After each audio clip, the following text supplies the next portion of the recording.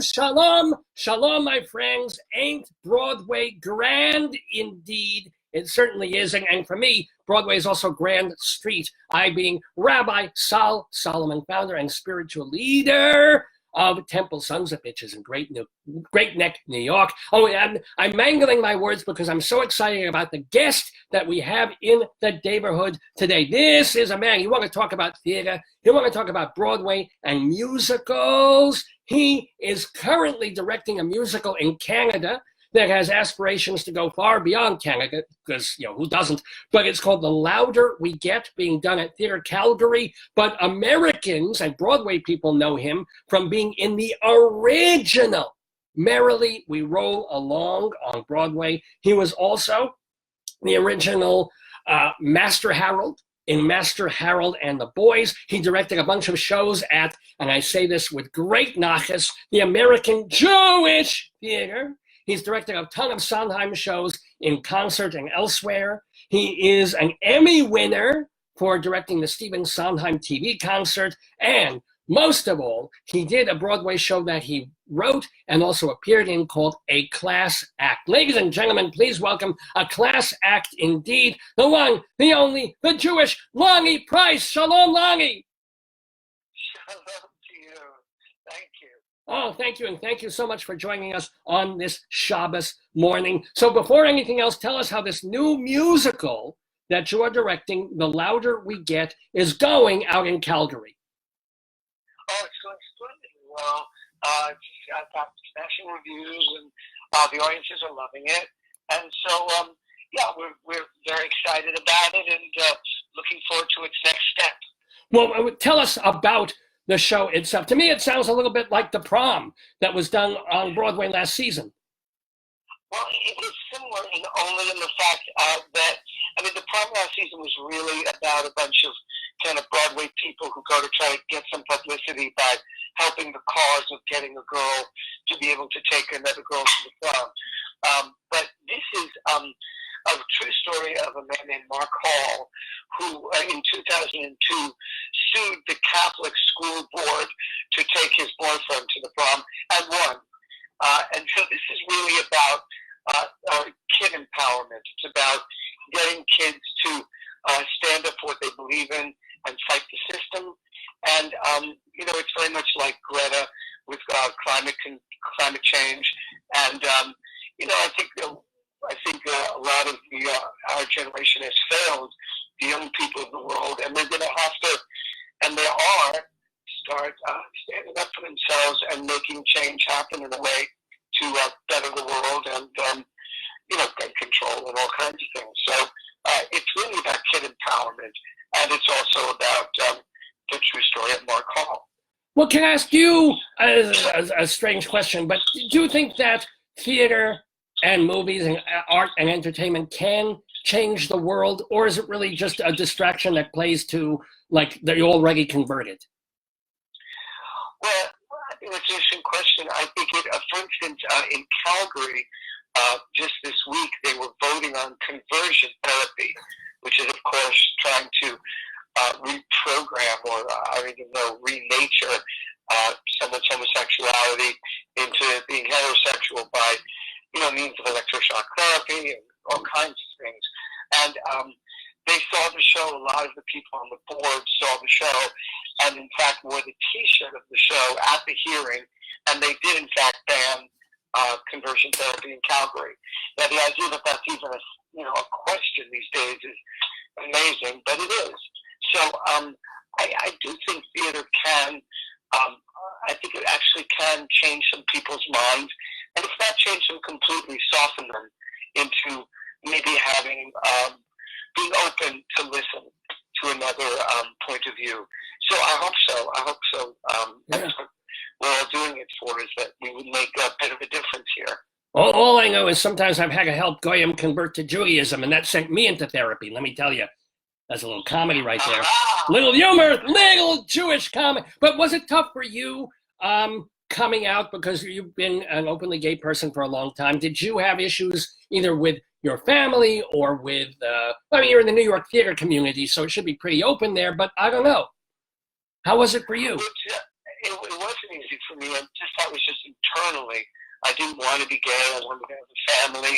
And when I was coming out, when I was younger, the idea of two men ever having children, ever being able to adopt children was unthinkable. So anyway, I think I wanted to be quote unquote normal and all those things. So I don't know if, I think particularly in my generation, I don't know that it's easy it was easy for any man to come out or a woman. What's wonderful is to see how much that has changed in, many parts of the country and the world, though not all, where people are much more free about that and are much more accepting. I think the great news is that the new generation now, people in their 20s and under, they don't see sexuality or sexual preference as a barrier to anything. The cast we have up there in Canada is gay and straight, and at the end of the play, they're all dancing with each other without any kind of reticence, just with joy. And I think they're all young, and I think that there's been a real shift, and it's a wonderful thing to see, considering all the not such good things that have happened in the world. I think this is we're certainly in the right direction when it comes to acceptance of homosexuality. Well, anyway, that's my thought. But it's one thing to come out to your family as a gay person, but it's quite another to tell your family, Mom, Dad, oi, I want to be an actor. That's when the head goes in the oven. When did you realize this is what you wanted to do? You wanted to be in the theater and the creative arts? Well, honestly, to tell you the truth, I didn't have that problem because my parents loved the arts. And I think, well, my mother was a bit of a frustrated actress, and my father was a trumpet player, and they took us to the theater all the time. I saw my first show when I was 4. I saw Oliver on Broadway when I was 4. So we had been going to the theater very regularly, and I actually am, no one ever said be a doctor or a lawyer. We actually were very happy that I wanted to be an actor. I know that's insane, but that's just kind of how it happened in my story. There was no, in any way, opposition, honestly, to it at all. So I got lucky in that way. Well, do you remember your audition for Merrily We Roll Along for a couple of people named Hal Prince and Stephen Sondheim? And I know you did a documentary about the musical and what happened there, but do you remember walking in and what you did because you got the part? Yeah, I do. I did a 40s song called Everything Happens to Me, sort of like a big band song. And then I did a Rodgers and Hart song called I Wish I Were in Love Again. So I actually remember it quite well and read a few scenes. And it was an enormously exciting day. And I was told later that day that I got the part, which was, a tremendous high. And as you mentioned, the documentary called Best Worst Thing chronicles that experience. Right. Now, people have to see that if you're a theater person, if you're a Sondheim person, you have to go see the documentary. But since we have you here with us, we'd love to recount what happened with the show. I mean, you've got a show by the most important theatrical composer of the century and the greatest producer-director, maybe, that we've had over the century. They get together, they've had success beforehand, and then it just Merrily We Roll Along. They couldn't, was it just that Hal Prince couldn't find a handle on the proper way to tell the story, and then like the t-shirts was a signal? I think it's a complicated story. I think doing it backwards, as you know, it goes back in time.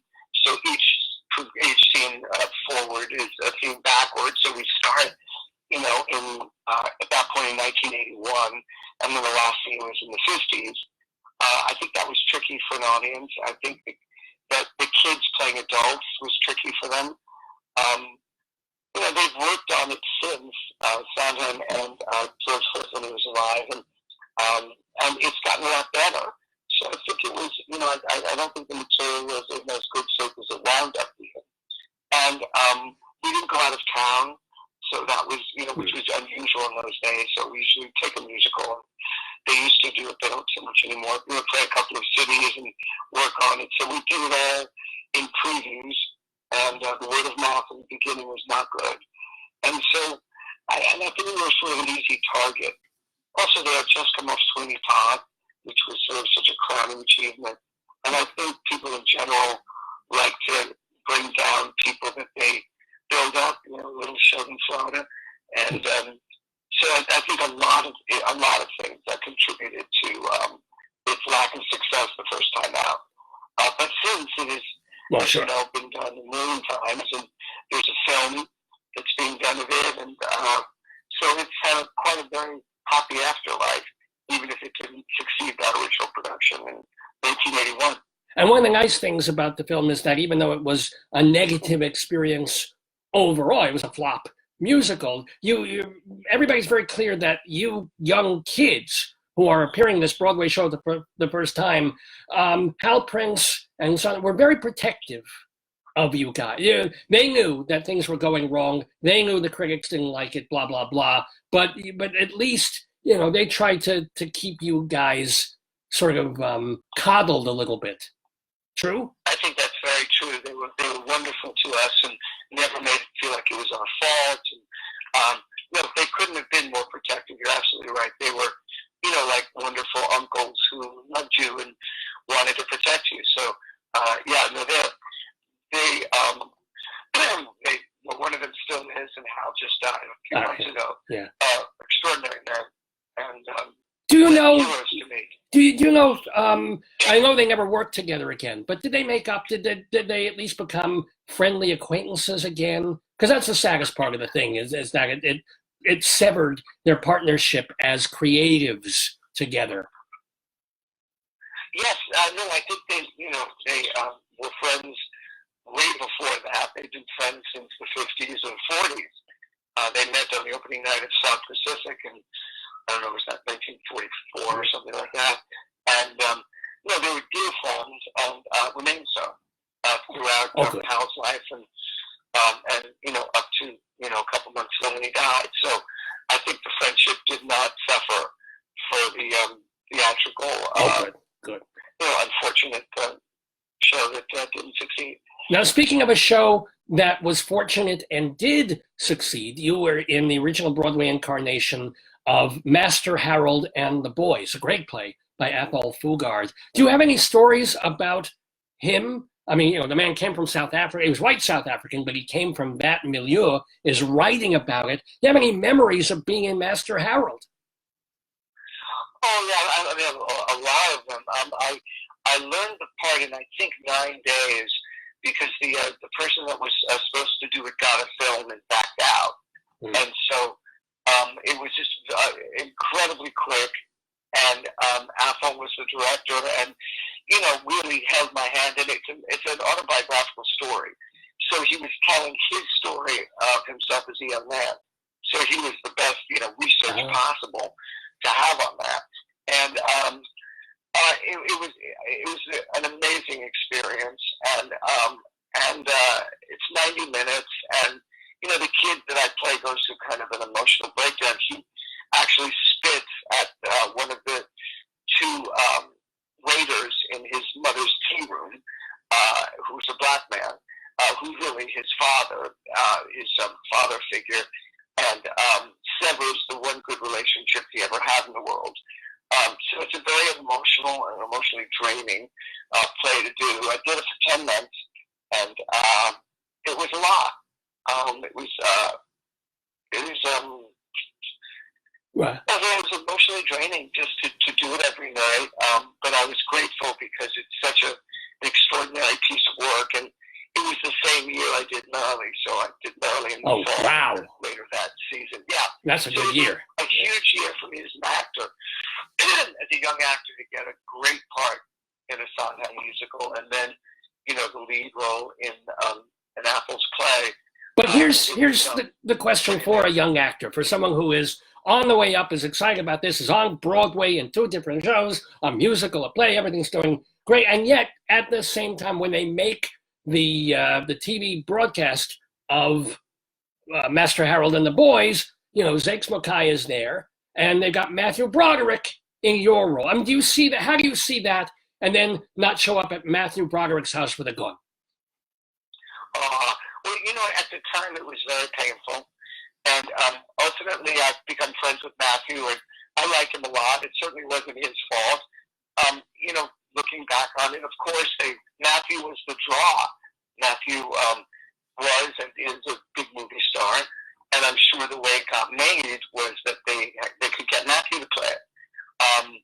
But it's terrible. It's a horrible feeling, and but you have to get over that. I mean, being an actor is, it ain't for sissies.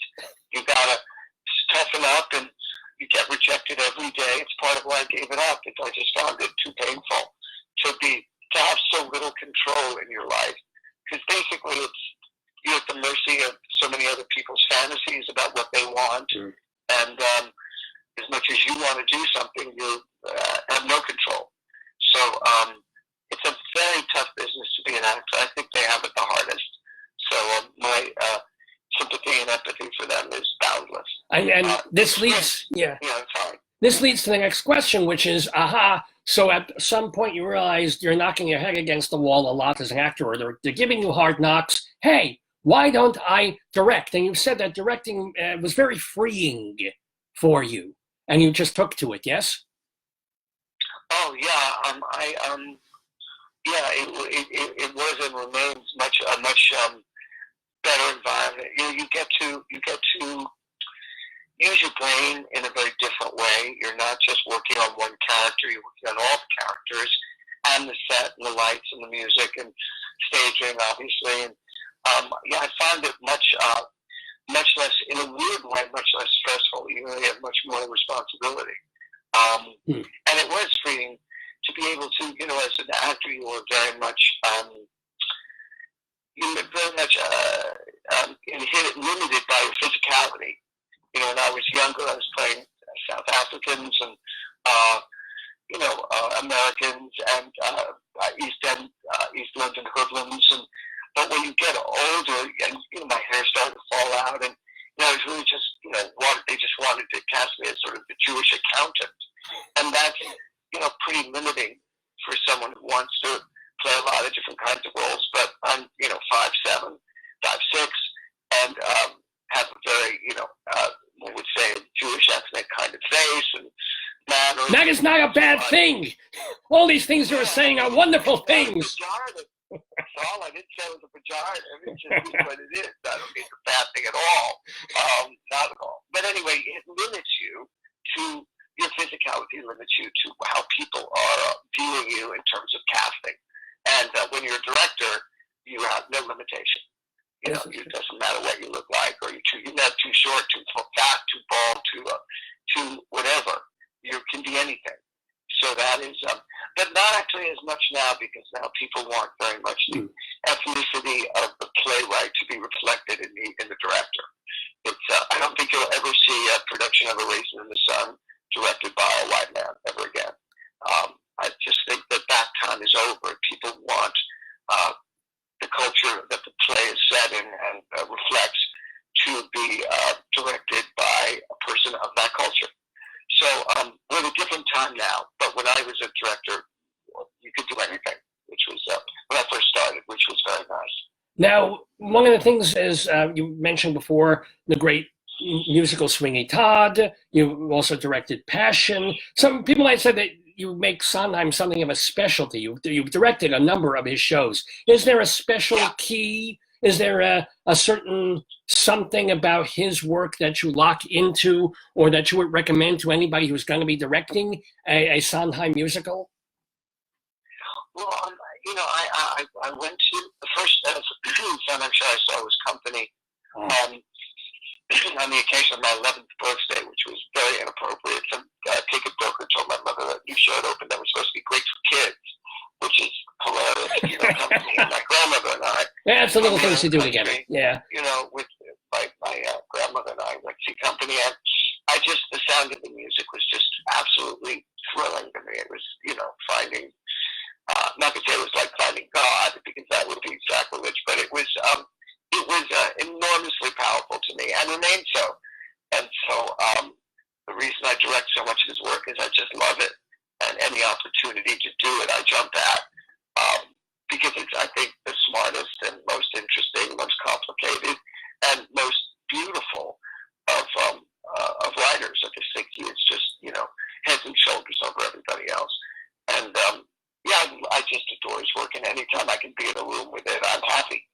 So I've, luckily for me, spent a lot of my life in rooms working on his shows and interpreting them in whatever way I felt was correct. How much opportunity have you had to actually meet and converse with him, if any? Oh, I've known him in adult years. I wrote him a letter when I was 14, and we've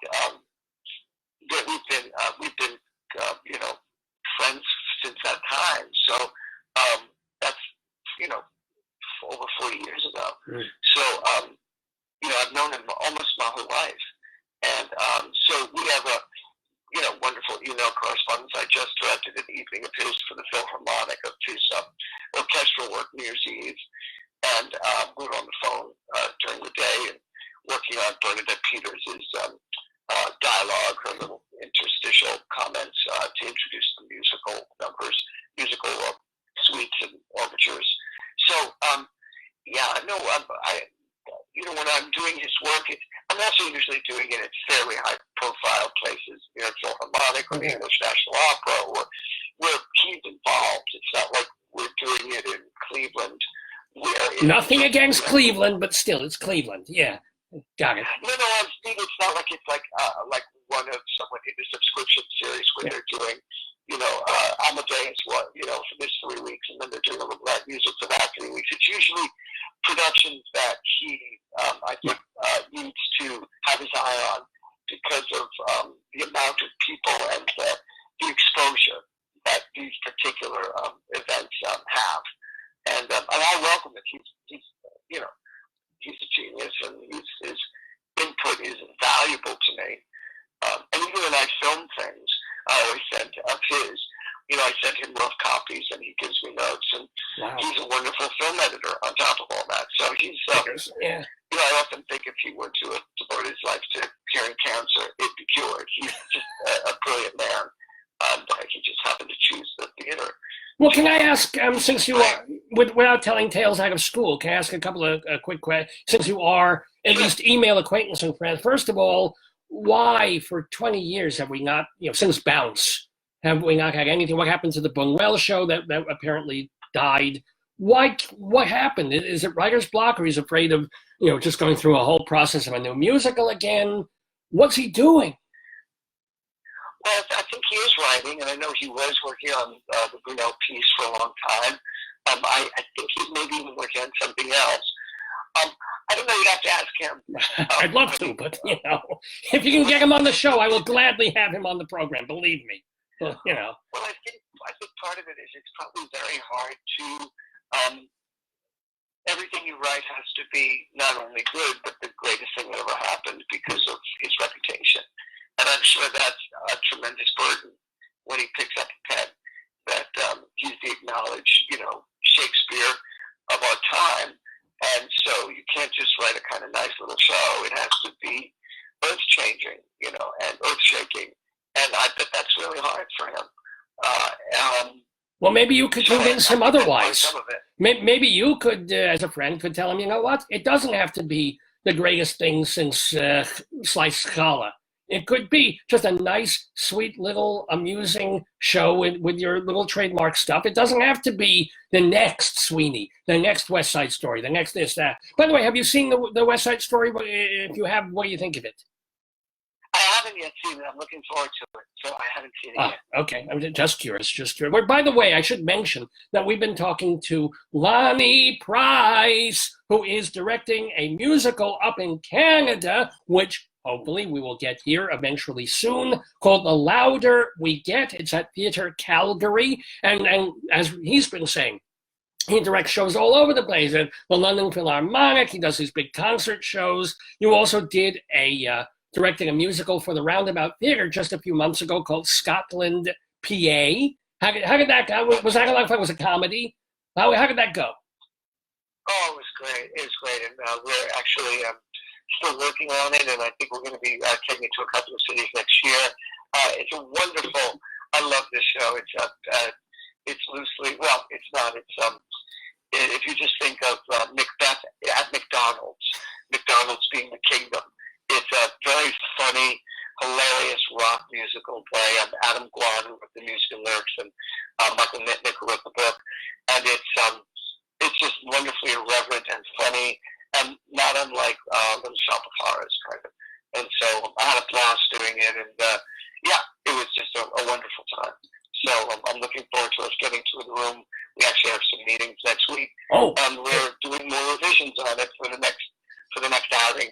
So yes, thank you for asking. It was a great one. I love that one. Oh yeah. Now let's get to some famous people. If you have anecdotes, funny anecdotes, cute anecdotes, because I mean, having done what you have done and directed where you have directed, you know pretty much everybody in the business. For example, a couple of times you have directed Audra McDonald, who was just, she had to buy a new house just to put all the Tonys in there.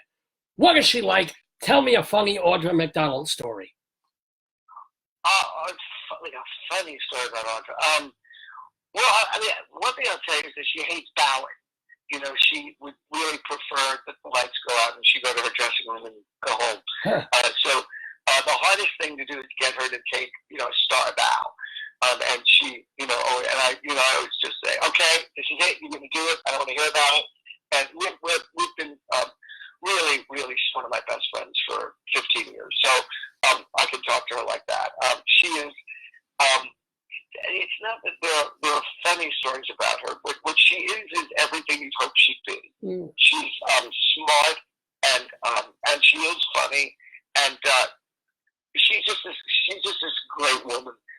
She's got incredible dignity and class, and she's just great. What she is an amazing mother.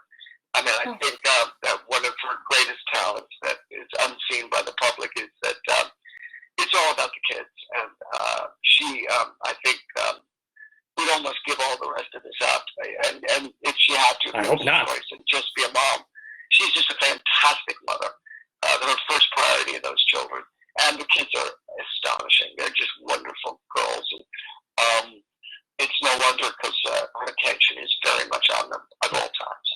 I love working with her. Audra is, we constantly look for things to do together. And we've got a play we're going to do a reading of in a couple of weeks and see if it works. And I want to work with her all the time. I just think she's one of the great talents of all time. She's terrific. I should have mentioned that you directed her in both 110 in the Shade and Lady Day at Emerson's Bar and Grill. Just so people have a little context there of what you guys did together on Broadway. Tell us, maybe not a funny story, maybe the opposite. Tell us something serious about Joan Rivers, because you worked with her on the Sally Mars show on Broadway. So tell us a Joan Rivers story, please. Oh, Joan was hilarious at all times, and we worked on a play together for a couple of years, and I wound up co-writing it with her and directing it, and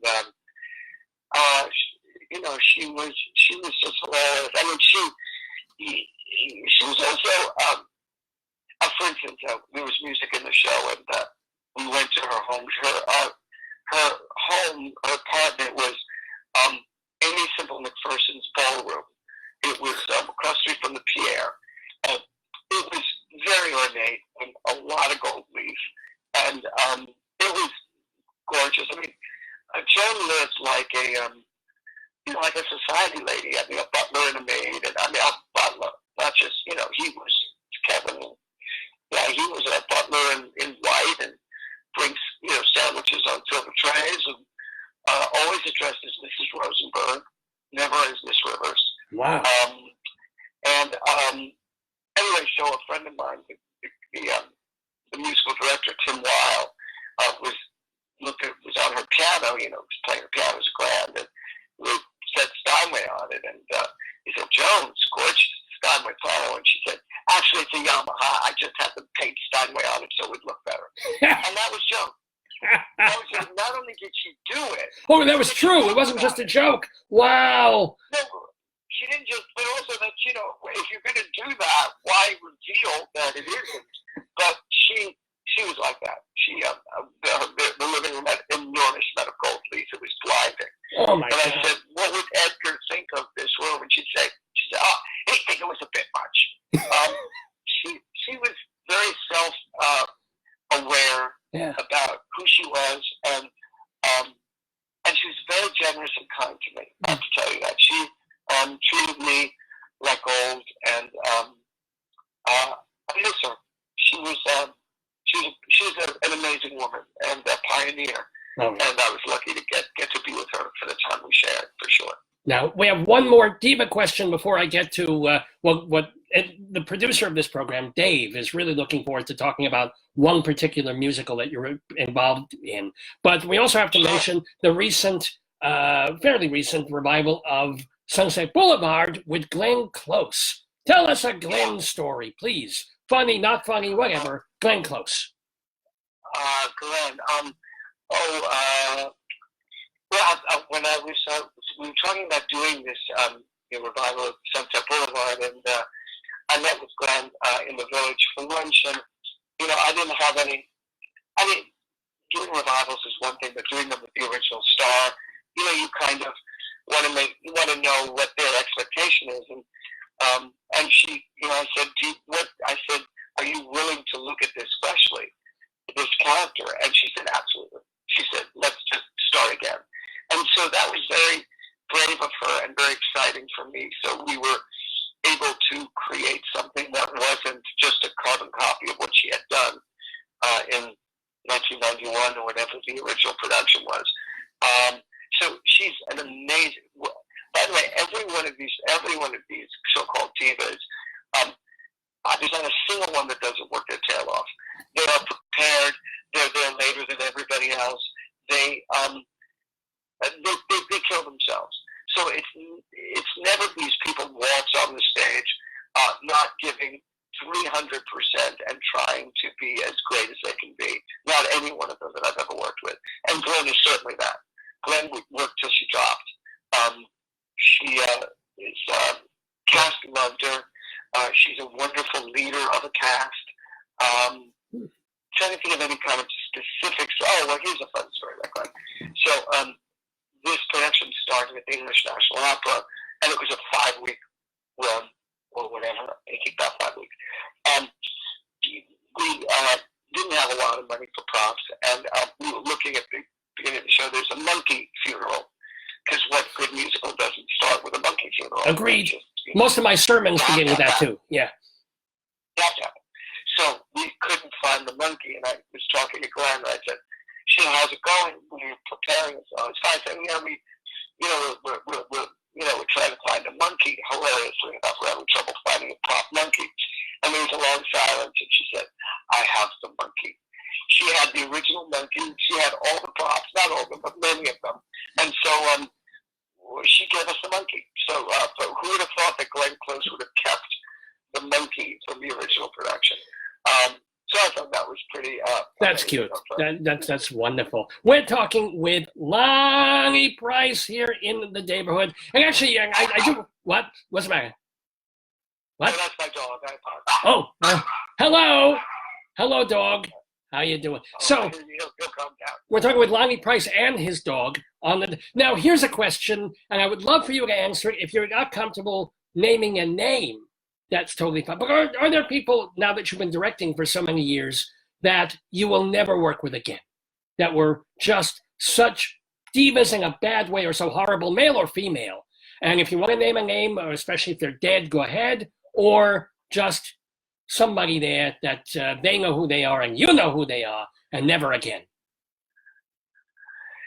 Yeah, I'm trying to think. I mean, there are people that are never again that are not stars. That are just one thing I think that gets me that I'm not a fan of is anyone who's lazy and doesn't work hard and doesn't take it seriously, and those are people that I would never work with again. There are a couple of people, and I don't really think naming names is useful, that were just troubled. mostly, when that's due to alcoholism, and, the people have struggles and they bring them to work, and then that becomes very difficult for everybody else. But in general, I have to say, honestly, Rabbi Sol, I have had very few bad experiences with actors, and I think some of that is that I was an actor myself, and so I'm able to, I understand them and try and support them as best I can, and in general, they usually are amazing. Now, you weren't, oh, sorry. How many bad ones, yeah. You weren't planning necessarily to do much acting again. You just wanted to do this musical about Ed Kleban, the lyricist for A Chorus Line, one of the most important musicals of the past 50, 60 years or so, right? And so you started working on this show about his life. And, well, first of all, what made you tackle that material to create a class act?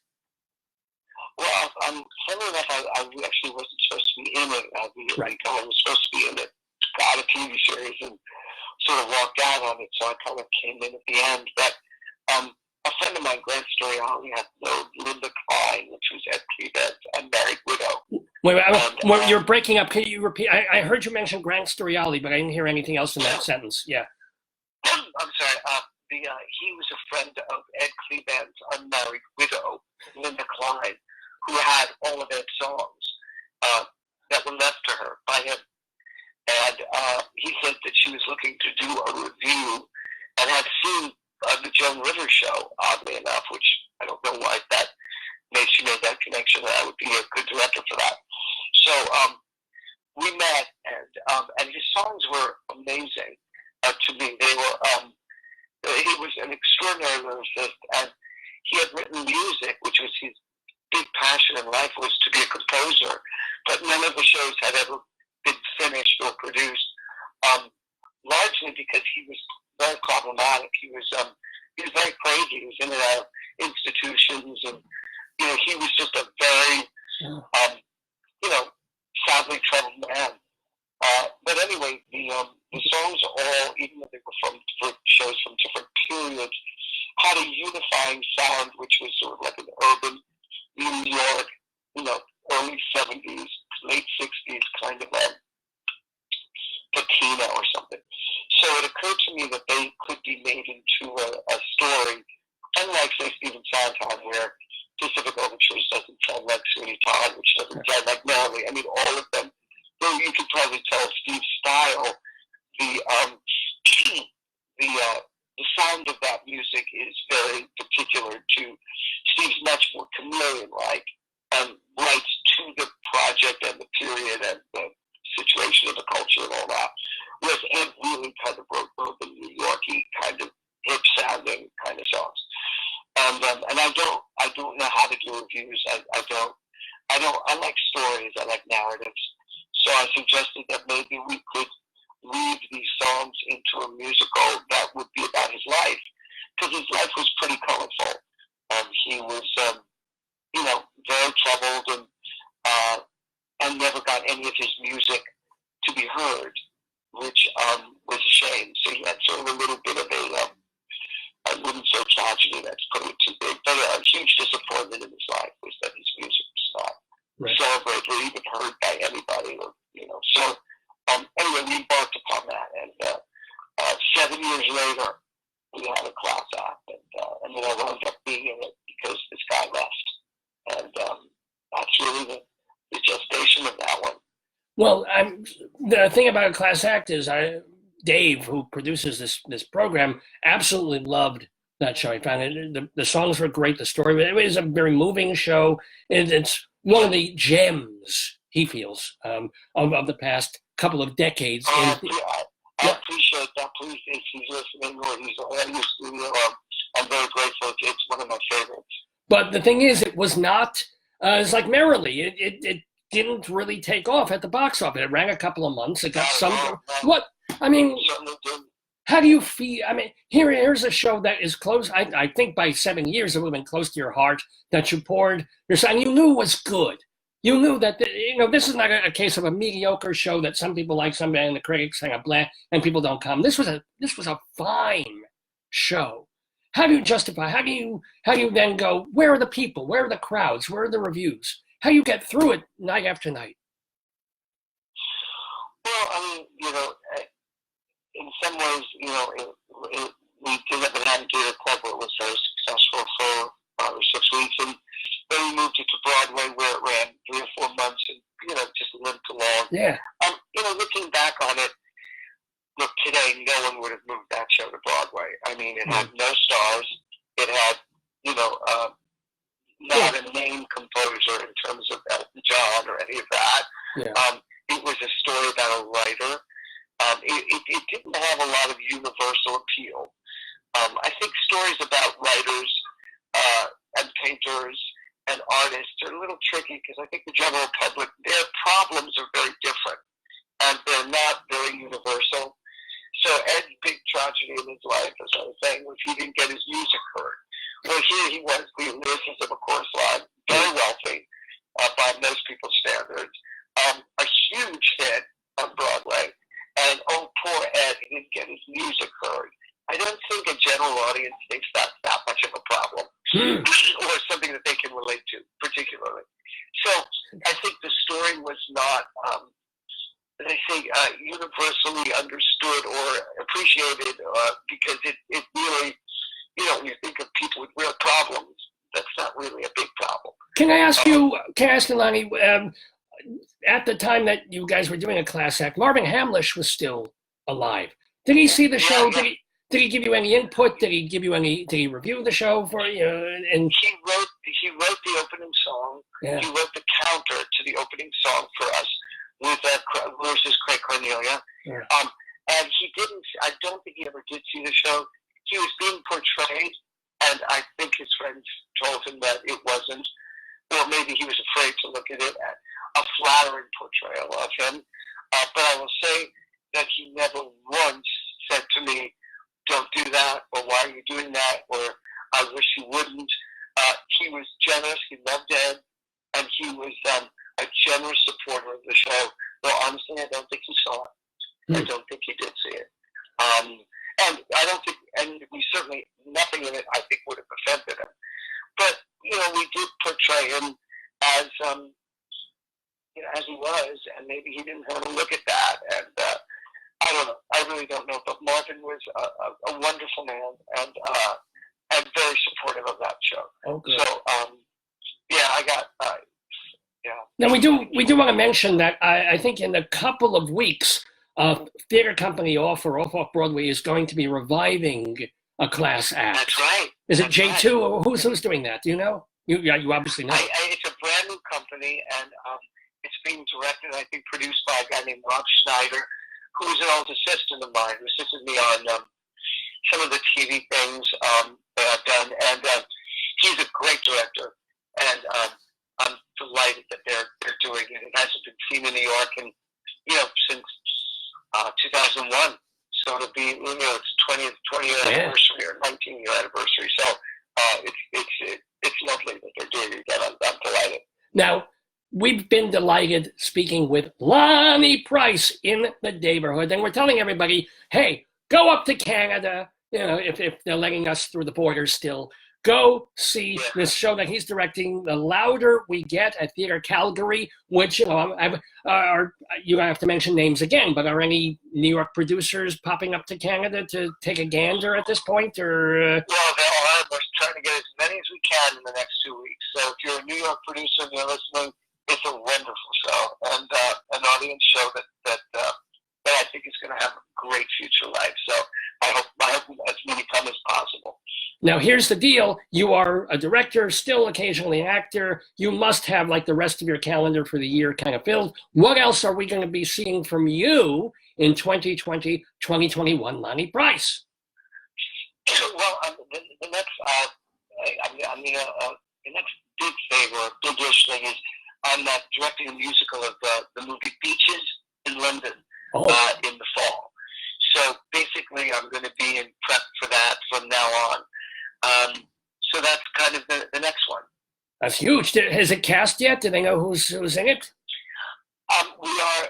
It is not cast yet, but I'm very much hoping that people who have done it already will do it again. but we are not signed, sealed, and delivered on the cast yet. Fair enough. That's fair. So my last question then for the delightful Lonnie Price, and I have to go here because, you are talking to a rabbi, as it were. How Jewish are you in the sense of your upbringing? And even at this point, do you still celebrate anything or a lot or what? Well, my grandmother lived with us and raised me. I think my mom worked, and so I didn't see much of her. And it was very important to her. We were not kosher, but we didn't have, bacon. We had pork in the house. We were sort of very modified in that way. But when she'd go on vacation, we'd eat pork chops, that kind of thing. So we were doing a lot of that, I guess, for her. I was born my father's 94. Excuse me. Wait, your daddy's still alive? Mit Mazel McGlick. Hello, Mr. Price. Yes. Yeah, he's 94. And it's a great comfort and solace to him. When my mother died, he spent a lot of time in temple. He, until recently, would just go and sit in temple for a few hours and commune and feel at home. So it's been a very important part of his life. As for me, I'm not a religious person, and to tell you the truth, I feel a little, I don't know if guilty is the word, but to just show up for the high holidays feels a little insulting to the people who are there all the time and who make this their life and are very devoted. So to kind of just show up for the hit days, I always felt a little bit like that was a little disrespectful anyway. Well, that's why you understand. This is how we work it out. This is why the big temples make you pay $300 for good seats on holy days. You assuage the guilt by saying, "All right, I know you feel guilty. Give us $300. Absolution, come sit, and then be bored for 4 hours." So that's the trade-off. That's why they make you pay. I'm just. I don't think that $300 assuages my guilt somehow. So I go to an occasional Seder, so the truth is not very much, Rabbi Sol. Oh, but you are a spiritual person, I would gather. Yeah, frankly, I'm very interested in Buddhism, and I study that, and that's something to me that and Stoicism, actually. Those are the two philosophies that I'm more adhere to at this point in my life than Judaism. Well, by the way, and I couldn't find this anywhere, but I'm curious. One of the first things that you mentioned in our conversation is this idea of where gay people are in our current culture, where they couldn't have even been 20 years ago. And you mentioned children. Do you have kids? I don't. No, funnily enough, even after all that, I never did have children. I now have a puppy, and dealing with him, I realized that I may not have been the best parent. So probably it's maybe a good idea that I didn't have children. But I had always, as a young man, very much wanted them. But do you have a person also? Are you in a relationship? Yes, no. I've got someone in my life for the last 9 years, and we're very happy, and all of that's good.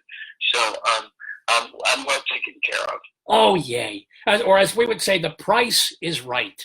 Ladies and gentlemen, I had to put that in there somewhere. I'm sorry. I apologize, but I don't apologize at all for bringing Lonnie Price into the neighborhood. Everybody go see The Louder We Get at Theater Calgary, or then schlep up to London to go see Beaches before it comes to New York also.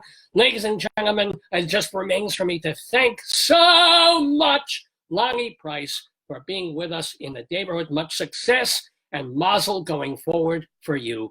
And shalom to you. Thank you, and thank you for being so well prepared. Sometimes you do interviews and people say, "So what do you do now?" So I very much enjoyed the interview, and again, I'm very grateful that you spent the time researching who I was so that we could have a really coaching conversation. I appreciate that a lot, Rabbi Sol. Well, it's a Talmudic thing. You study and then you talk. Or at least I try to. That's good. That's a good tradition. I love that. Tradition. Hello to you. Yeah. Thank you. And your audience, and I appreciate the interview. Thank you so much.